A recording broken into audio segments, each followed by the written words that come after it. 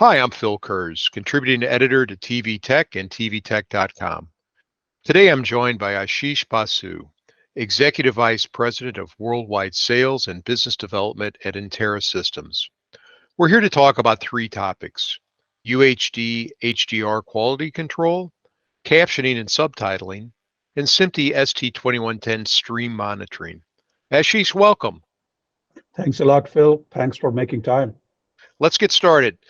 Where is the industry today with performing QC checks when it comes to UHD and HDR content? Phil, the industry is still grappling with a lot of issues, but it's getting ready. When you talk about UHD and HDR content, you're not just talking about the resolution. We're talking about UHD, 4K, HDR. We're talking about resolution. We're talking about wide color gamut. You're talking about high dynamic range. You're also talking about probably frame rates, when sometimes the frame rates can be as high as 120 frames per second. And all of that could manifest to different quality issues. And what we keep saying to our customers is that UHD is meant to be an end-to-end workflow. And all along the workflow, you need to have UHD and wide color gamut capability available. If you don't, then things could go and go in a different way, and your viewing experience could be different. For example, if you have a camera that captures in UHD, but then you have a transcoder that cannot handle UHD wide color gamut, and then you try to consume that content in a monitor that displays UHD and wide color gamut, your viewing experience is going to be different because the video will get compressed.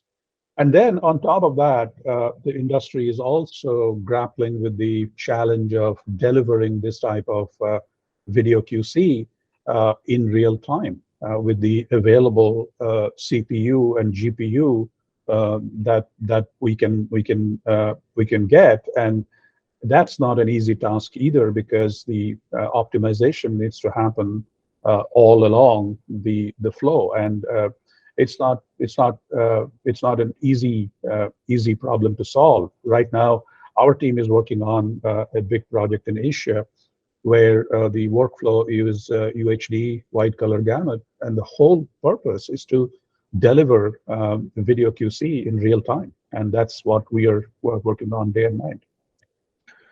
Are there any quality control issues that are particularly common when working with UHD, HDR files, and if so, what are they? When you're working with UHD, 4K, HDR files, you're talking about multiple things. You're talking about the resolution, you're talking about the wide color gamut, you're talking about the high dynamic range, and you're also talking about the frame rates. Now, each one of these are issues that could manifest into different types of quality issues.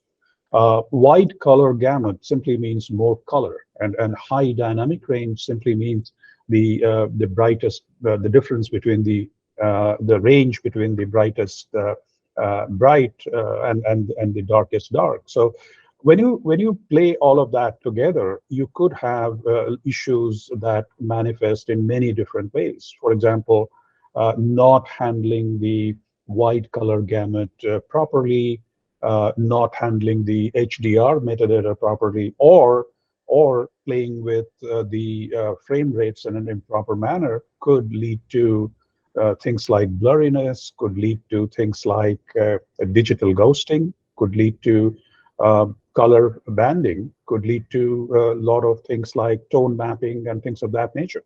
Color banding is something like a sudden change in color without a smooth gradient.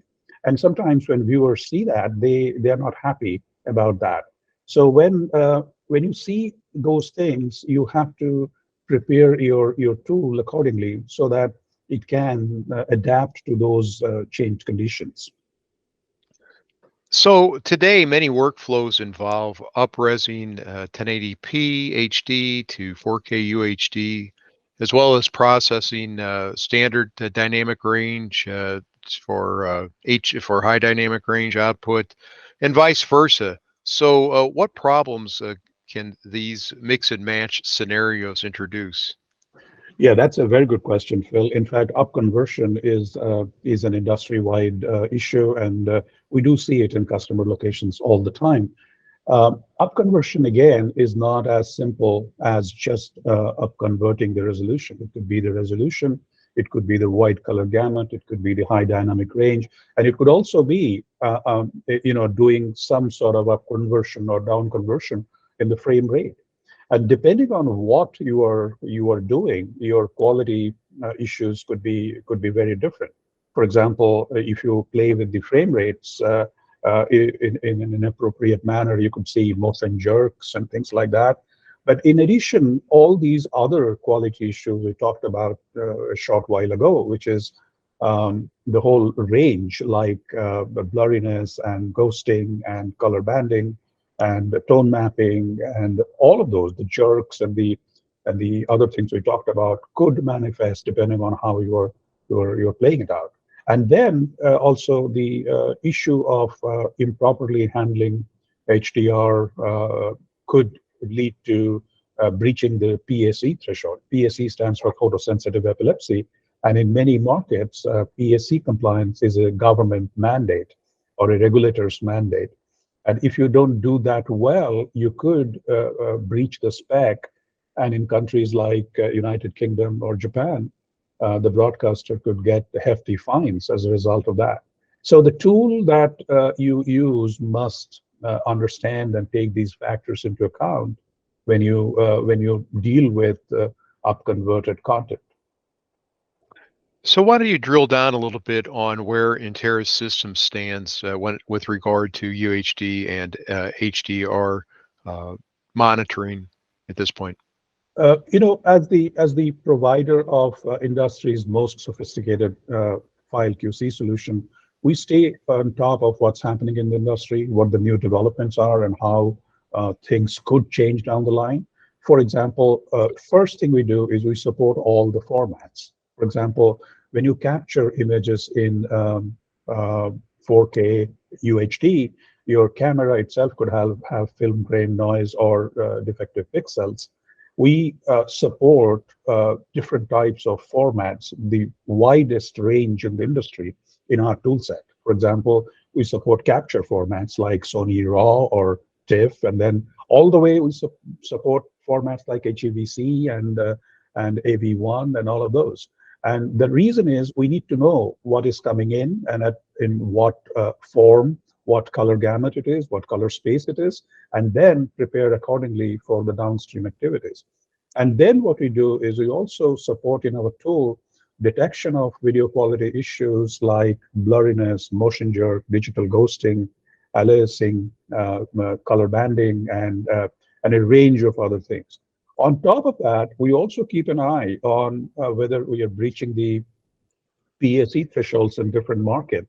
And many of these industry specifications are evolving. So for example, in the case of PSE, there is a ITU team that is working on the specification, and there is also a separate team in Japan called NABJ who are working on the same specification. And since photosensitive epilepsy is a big social issue, we keep all those specs in our radar as we change our tool. But we make sure that at every version of our tool set, we stay on top of these specifications and make sure that the 4K UHD content that goes through our tool is the best that you can get. So why don't we talk a little bit about closed captioning and subtitling? Viewers have more platforms on which they can watch content than ever before.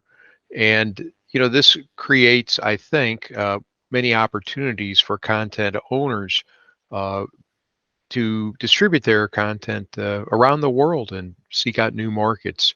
How challenging is that localization of content for owners? It's a very challenging task, Phil, and I'm happy that you raised that as an issue. We come across our customers struggling with this pretty frequently. Recently, we were in a conversation with a customer in Florida, and they were preparing 25,000 odd pieces of premium SVOD content for the Latin American market. And when they tried to get those pieces of content in the Latin American market, they discovered that the regulatory requirements, the compliance requirements in each market is very different. You have captioning for the hearing impaired and people who have difficulty in hearing. But on top of that, you have subtitling, which is basically in a different language. And subtitling is not a very simple task because it is not just a literal translation of what you have in the audio. It's also taking out the essence. And it has to meet the regulatory requirements as well. So we find that to be a very challenging thing, and we try to address that in our tool sets in a way that makes a lot of sense for our customers. For example, we do the compliance side of things, and then we also support most of the languages that our customers have to support for subtitling purposes, like most of the European languages, most of the languages in Asia, and several variants of the same language. For example, we support the European Portuguese and Brazilian Portuguese. We support multiple variations of Chinese. And we try to make sure that our customers have those tools to address their compliance requirements as well as the requirements of their specific market. So it's a challenging problem, but we try to address it in a very comprehensive manner.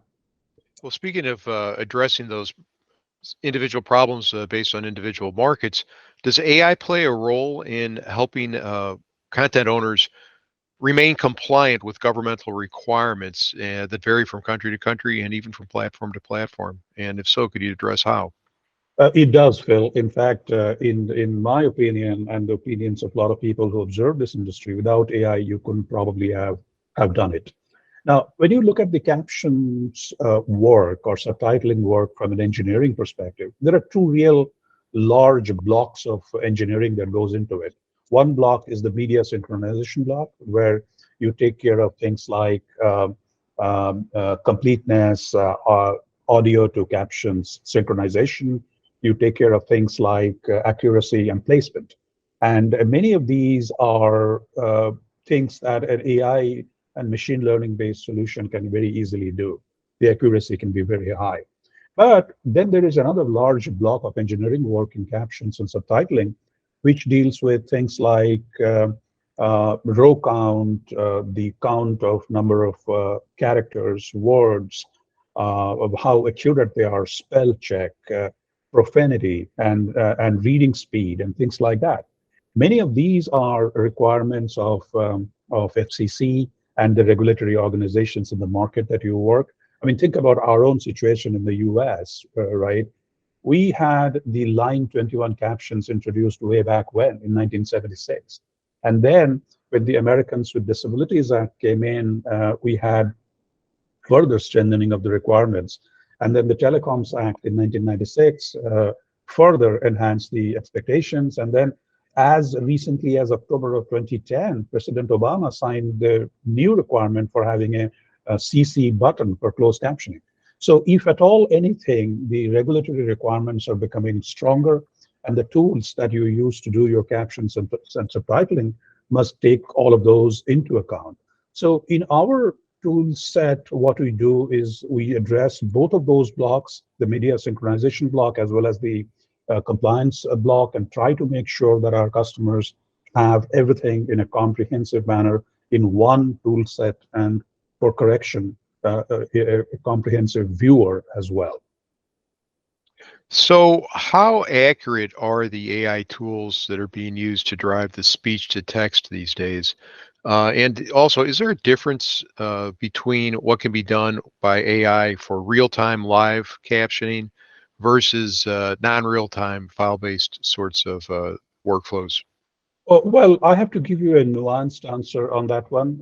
For example, if you talk about speech to text conversion, if it's a clean speech, the accuracy rate is very high. It's in the high 90s, and we are demonstrating that every time. But then the problem is, in real life, you rarely have clean speech. You have noise. You have ambient interference. You have lots of other things. And then you have some languages in the world, particularly some European languages, where you have accents, where you have different types of emphasis. And some of those degrade the accuracy quite a lot. So we work through that. We do extensive testing. but it is possible to take it to a very high level of accuracy today.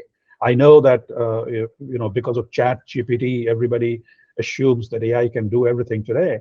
But in real life, when you talk about serious captioning or subtitling work, you are working within a regulatory framework. So you cannot go wrong and then say that my AI tool didn't do it right. So we have to have that responsibility, and we take it very seriously. So we test it through different scenarios pretty extensively. Finally, why don't you tell me a little bit about the Interra Systems solution? The Interra solution is different in one major aspect compared to what you have in the marketplace today. Ours is the only solution that can give customers the ability to do captions, do audio caption sync, subtitling, QC, and correction in one single platform. No other tool can do that right now. We probably have the largest number of international languages supported. We also have the ability to link our tool in a seamless manner with a range of other tools. For example, people could have the video QC linked with the captions product in a seamless manner. I mean, a broadcaster in US South could decide that they will run captions check only on their QC'd content for premium SVOD customers, and they could do that using our tool in a seamless manner. So there are those unique things that we can do in our tools. And needless to say, we also keep a very sharp focus on the compliance requirements, whether it is FCC in the US or Ofcom in the UK or the Japanese regulator. We keep a very sharp focus on that as well. And just for everybody who's watching, your solution is called Baton Captions. Is that correct? That is correct. Okay. So now let's shift gears over to SMPTE ST2110. Many broadcasters and other media and entertainment players are transitioning from baseband to SMPTE ST2110. Where do things stand today with monitoring ST2110 streams? Phil, ST2110 is a very important SMPTE standard. It is still in a growth phase, so not a lot of people know about it, but it is so important that SMPTE itself, one of the editors of the standard, commented once that this is as important as moving from tapes to files. ST2110 is very important because it encapsulates, it basically gives you SDI to IP transition. And as it does the IP transition, it basically partitions the audio, video essences and the ancillary data. And that's very important because that allows you to produce, repurpose, and transmit in a way that you like. It gives you tremendous amount of flexibility. But because of those flexibilities and the inherent design, the way it is spec'd, you also have some challenges because you need to then monitor the audio and video essences for QoE and QoS all along. And the other thing is the transmission also has a main and a redundant channel, and you need to make sure that you monitor both and make sure that both the streams are bit accurate and both of them have the same high level of QoS and QoE that you expect. The industry is really working on ST2110 in a major way. SMPTE predicts that we'll see a much greater adoption of ST2110 down the line. This NAB will probably see many new products getting announced. We are very excited about our implementation. We see customers talking about ST2110 to us all the time. And that's a very exciting development. So when you talk about ST2110, there are different streams, I guess you would call it, for each essence type, video, audio, metadata, etc. And you just brought up, monitoring both streams, but there's also another aspect of this. There's the possibility of redundant red-blue networks to avoid failure in the event of one network. You have a backup network. Are there any particular challenges that monitoring red and blue networks present? It does, Phil. Basically, the transmission is according to the SMPTE 2022 standard, and the SMPTE 2022-7 standard basically gives you high quality, resilient transmission across the network. And the idea behind that is you send the same signal into separate network pathways and make sure that the signal integrity and the quality, everything is fine. But what it means also for a company that manufactures the tools to monitor that is that you basically double your data rate in the network, and then you have to capture and monitor. For example, a 10 Gbps stream will essentially mean a 20 Gbps of capture and monitoring workload for you. And you have to do that in a manner that is consistent. You have to make sure that both the redundant and the mainstreams are bit accurate. You have to make sure that the audio, video essences and the ancillary data in both streams are all good with respect to QoS and QoE. So the workload increases a lot, and you have to keep all of that in good sync with respect to the PTP information that you get with it. So it is a complicated piece of monitoring work, but we are happy to say that our tool can do all of that, and we find customers valuing that quite a lot. Well, you just brought up precision time protocol, and obviously keeping all these essence streams in sync is very important. I was just wondering if you could dive in a little bit more into how that should be approached, basically. Yeah, that's a very good observation, Phil. Precision time protocol, or PTP, is actually also a SMPTE standard. It's SMPTE 2059-1. PTP is an extremely important piece of the ST2110 specifications, because ST2110, as we talked a brief while ago, partitions the audio, video, essences, and ancillary data separately. So that gives tremendous amount of flexibility. You can reuse, repurpose, transmit the way you want. If you want to work on the audio, you don't have to get the video. You can simply get a small audio file and work on it. If you want to work on the video, you can work on the video. You don't need the audio and the ancillary data. So that flexibility comes at a price, though, because when you separate all these essences, you also have to keep the synchronization in mind. So a sender and a receiver simply gets into one single PTP clock. They get locked into that, and the PTP information is used for synchronizing. So the ST2110 deployment in any ST2110 workflow actually depends a lot on that PTP information. Our tool monitors the PTP information and makes sure that we don't go out of sync, and the viewer experience with respect to QoS, QoE is what it should be, not a degraded one. What are your thoughts about monitoring NMOS with respect to SMPTE 2110 streams? It's a very important piece of specification. NMOS, or the network open system, I think, or standard, I forget the last one, was developed by the Advanced Media Workflow Association, or AMWA, we call it AMWA, to make sure that the ST2110 workflow becomes simpler and easier to manage. So it essentially allows the sender and receiver to be discovered automatically and a lot more easily. And then that allows the ST2110 networks to be set up a lot more easily and intuitively.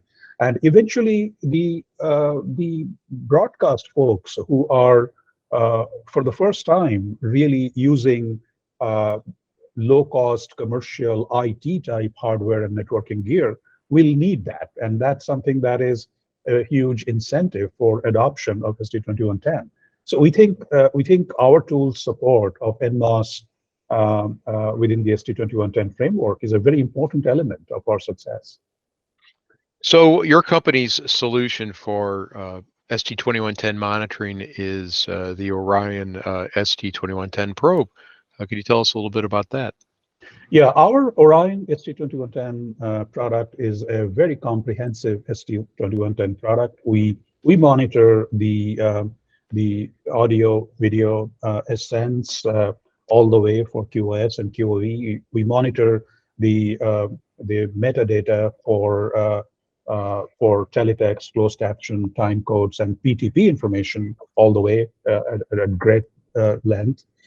And the goal is to deliver the QoS and QoE that the customer desires, and if there is any problem anywhere, detect that on time so that corrective action can be taken. One of the biggest advantages of our ST2110 offering over others is that in our case, we sort of understand that the industry transition from SDI to IP is still work in progress. It's not yet completely a done deal.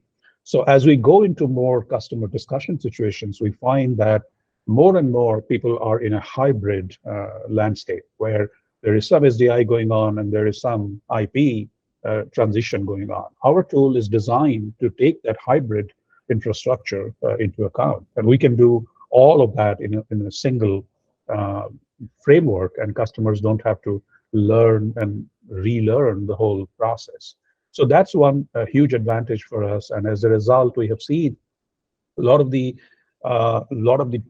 carriers and service providers opting for our tool over others because they understand that the transition is an important parameter for their selection of tools. So we have seen companies in North America, some of the biggest telecom providers in North America, some of the biggest telecom providers in Latin America, Central America, opting for our tool over others simply because of these range of comprehensive capabilities and also the ability to work in a hybrid infrastructure. Well, we'll have to stop there. I want to thank Ashish for sharing his insights. A special thanks to you for taking out a few minutes to watch. If you're going to the NAB show and want to learn more, be sure to stop by the Interra Systems booth N3159. Reporting for TV Tech, I'm Phil Kurz. Thanks, Phil. Thank you very much. You're welcome. Thank you.